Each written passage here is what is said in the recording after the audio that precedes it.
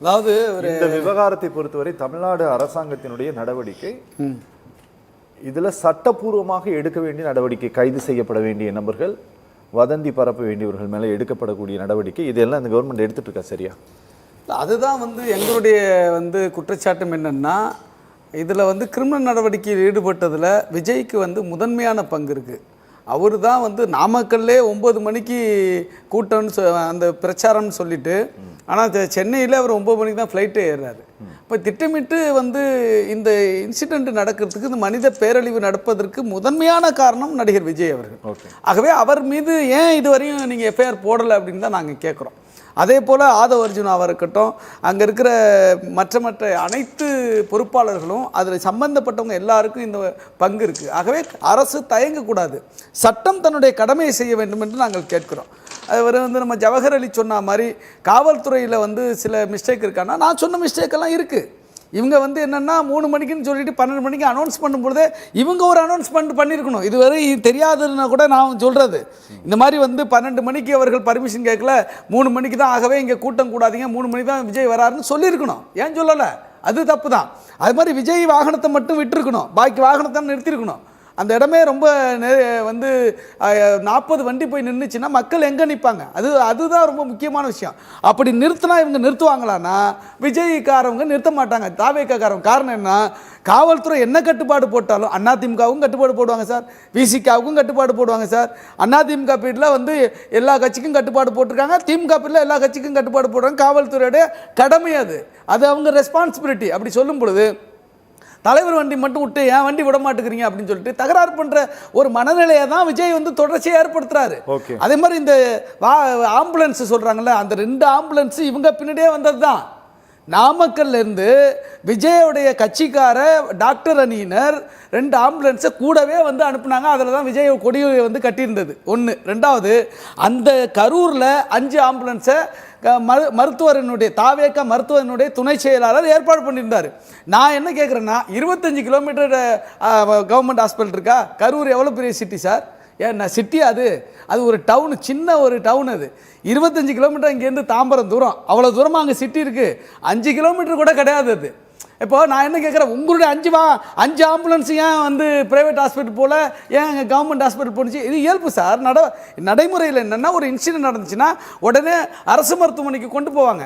அப்போ அதன் பிறகு அதிகாரிகள் இந்த சூழலை உணர்ந்துக்கிட்டு தான் அடுத்தடுத்த மருத்துவமனைக்கு இடம் பத்தலைன்னா அனுப்புவாங்க. இது ரொம்ப இயல்பான ஒரு விஷயம். அது ஏன் அண்ணன் கருநாகராஜன் அவருக்கு தெரியலன்னு எனக்கு தெரியல, ஜி.கே. நாகராஜன் அவர்களுக்கு தெரியலன்னு எனக்கு தெரியல. ஆகவே இது முழுக்க இன்னொரு விஷயம் நான் சொல்றேன். இதில் உங்கள் தலைப்புக்கு வர்றேன், அதை சொல்லி முடிச்சிடறேன். இதில் அரசியல் செய்வது பிஜேபியும் தாவேக்காவும் முதன்மையாக அரசியல் செய்கிறார்கள். இதில் அரசியல் செய்யலாமா என்று அதிமுகவும் யோசிக்கிறார்கள். என்னன்னு கேட்டிங்கன்னா, நான் இப்போ ஒரு குற்றச்சாட்டை வச்சிடுறேன். இந்த விஜய் என்பவர் பிஜேபி ஆர்எஸ்எஸ்ஸால் களமிறவிக்கு விடப்பட்டவர்.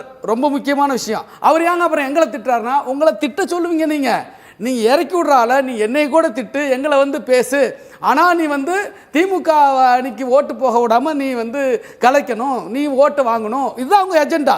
ஒரு கட்டத்தில் என்ன பண்ணுவாங்கன்னா, அவரை நிர்பந்தித்து அவங்க கூட்டணிக்கு என் கூட பயணின்னு சொல்லுவாங்க. அதான் இப்போ நடந்துகிட்டு இருக்குது. ஆகவே விஜய் என்பவரே பிஜேபி ஆர்எஸ்எஸ்ஸால் இங்கே தமிழ்நாட்டில் களம் இறக்கி விடப்பட்டவர் தான்.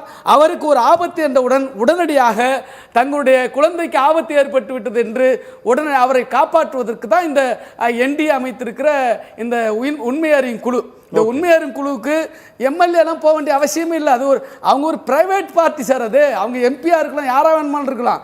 ஆனால் அவங்க வந்தது ஒரு கட்சிகளுடைய பிரதிநிதியா தேசிய ஜனநாயக கூட்டணி பிரதிநிதியா வந்திருக்காங்களே ஒழிய பாராளுமன்ற குழு கிடையாது, அது அரசு பிரதிநிதி கிடையாது. அதுவே அவர் சொல்றது ரொம்ப அட்டர் ஃபால்ஸ், அது தப்பு. அது இதுக்கு நான் இந்த தன் நண்பருக்கும் பதில் சொன்னோம், தோழர் ஜவஹர் அலிக்கும் பதில் சொன்னோம். அதாவது ஆணையம் என்பது வேறு, ஆணையம் என்பதுக்கு அதுக்கு எந்த ரெஃபரன்ஸ் வேணுமோ கொடுக்கலாம். Recommendation மட்டும்தான். இதன் பிறகு வந்து எப்படி கூட்டம் நடத்தணும், என்ன அனுமதி கொடுக்கணும், எந்த மாதிரி கூட்டம் வந்தா எப்படி எந்த மாதிரி வந்து ஒழுங்குமுறை சொல்லிடுறேன் ஒழுங்குமுறை ஏற்படுத்தணும், இதுக்கு ரெக்கமெண்டேஷன் கொடுங்க. நடந்த சம்பவம் கூட என்னன்னு கூட கேட்கலாம், அது ரெஃபரன்ஸை பொறுத்தளவுக்கு. ஆனால் கிரிமினல் குற்றம் என்பது வேறு. ஆகவே எஃப்ஐஆர் போடுவது என்பது வேறு, ஆணையம் என்பது வேறு. ஆகவே இது ரெண்டுத்தையும் குழப்பிக்க வேண்டிய அவசியம் இல்லை. நான் என்ன சொல்றேன், அரசுக்கு மீண்டும் சொல்றேன், நாங்க வந்து திமுக அரசை வந்து இப்பவும் குற்றம் சாட்டுறோம்.